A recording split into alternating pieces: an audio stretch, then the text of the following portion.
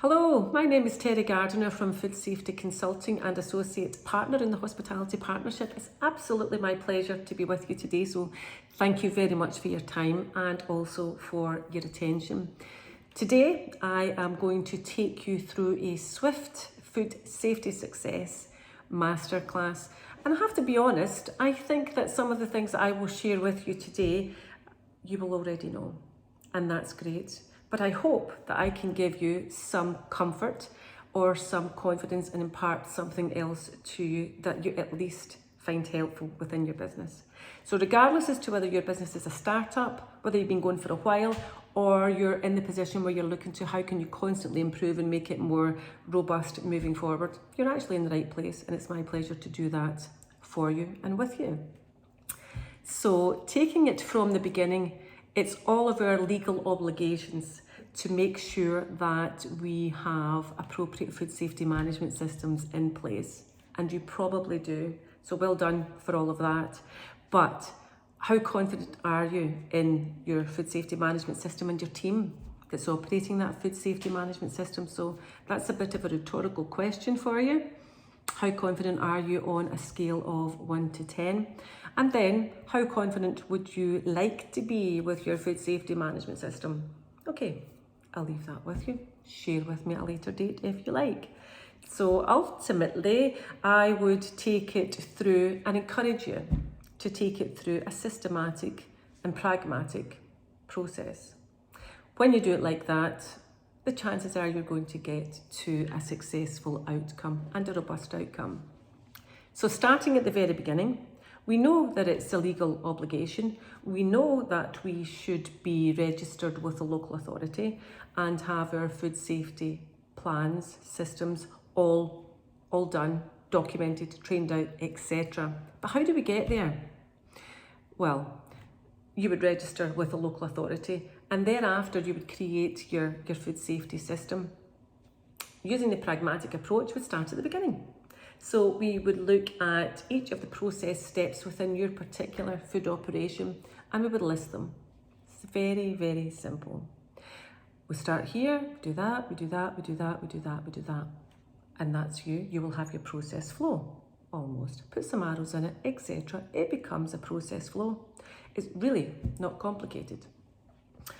From the process flow, we use all of the steps from that, we take them out of that, and we use that in a risk assessment. And please don't be afraid by the term risk assessment. It's really not scary. We put the steps there, we consider what hazards could potentially or are reasonably expected to happen within that process.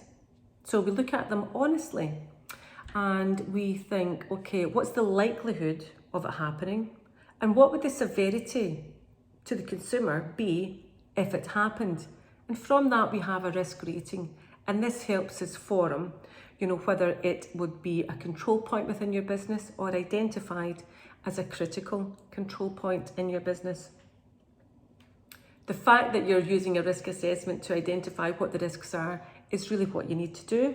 Then you create the safety measures that mitigate that risk from happening and reduce the likelihood of it happening or reduce the severity of what could happen.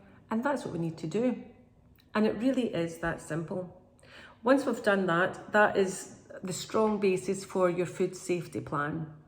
But in order to do that, we need to engage people to do it. So first of all, I'm hoping that I'm engaging you here so that you're interested in understanding and making sure that you're going to do it right. And secondly, how is it done right within your business? Well, ultimately, you would want to involve the people that are actually involved in the activity of making sure that the details within the first step of the process flow are actually correct. Because somebody could look at it in theory and just miss something completely. So if we think about engaging the wider team, including that within your culture, then that's great. People really want to feel part of things. They want to feel part of sometimes generating things, but at least understanding things when they're happening.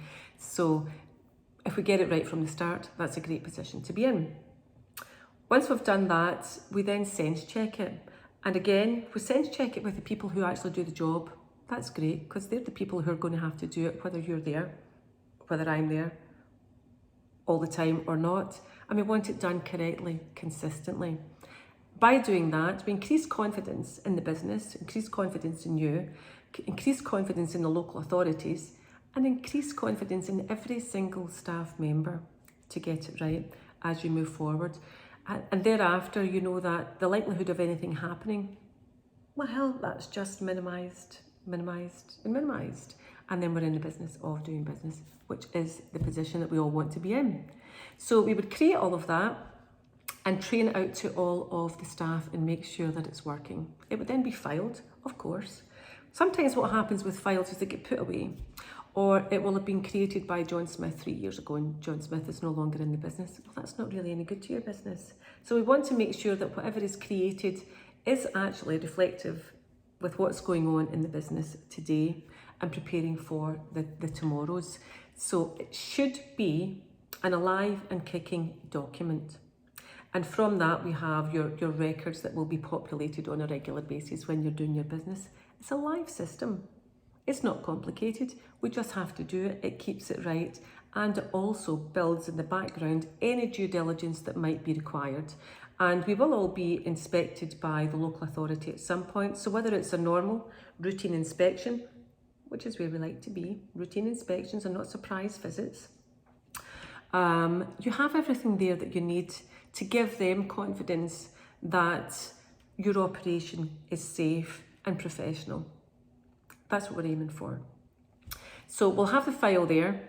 It's alive and kicking, it's current. Whoever created the file is either still in the business or part of the business that you tap into, or if not, then you share it with whoever is coming into your business to make sure that it's not just a piece of paper, the system that lies there and nobody really knows what's going on.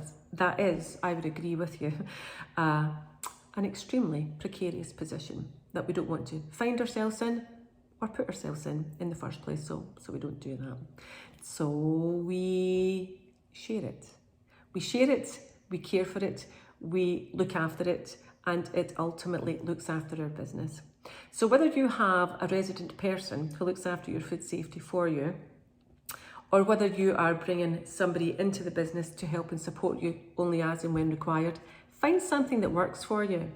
So whether that support is remote, whether it is collaborative working, we've all learned how to do that in the past couple of years, and it really can work very well. But we each need to find what works for our particular business, for our particular business culture and the people within our businesses. And that could be remote support, collaborative working, cloud working, sharing documentations, invisibility, etc. It could be site support, or indeed it could be a combination of all of the above. But it is important to ask ourselves, what's the right fit for your business? And agree what that right fit is and make it happen. Thereafter, once you've got your food safety plan and your people all on the same page for that, it should really be looking after itself on a routine basis, gets revisited at least annually, or when either staff members change, or the processes change, or the products change, just to make sure that it doesn't become unmanageable. You are thinking about the risks and you're minimising the risk of harm to consumers, because ultimately that's what the food safety plan is all about. It's to demonstrate to you, your business, the authorities, that you're doing everything within your power to operate safely and consistently. And that's it, all tied up in a bow, really. So I hope that makes sense to you. I certainly hope that it confirms many of the things that you already thought about. But if it raises, and this would be useful also, any questions, then I'd be delighted to hear back from you. Or even if it just gets you thinking a wee bit more about how robust you and your business might be and how you are serving the public generally, if it's safely. So if you were to ask yourself the question that we asked at the beginning, how confident are you? Ask it. Write that number down. And if you, on a scale of 1 to 10, are not 7 or above, then take a fresh look at it and get yourselves into a position of confidence and robustness. So thank you very much. It's entirely been my pleasure to be with you today, and I look forward to hearing from you in due course. If you need any type of support, it would be my pleasure to help you.